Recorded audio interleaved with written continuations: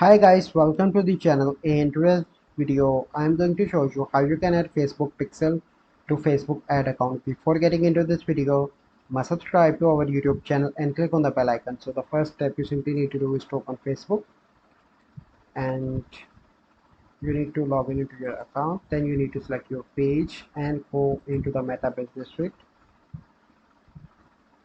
So once you are in Meta Business Suite, you simply need to click on settings.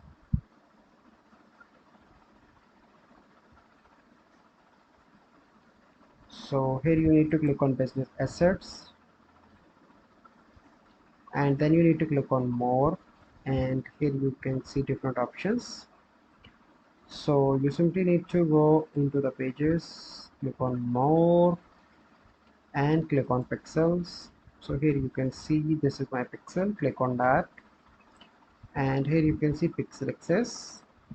So currently no one, click on add people. So I'm going to add my account, view pixel, manage pixel, click on assign. So here you can see that one person added. So this is the process by which you can add Facebook pixel to Facebook ad account. So I hope you find this video helpful.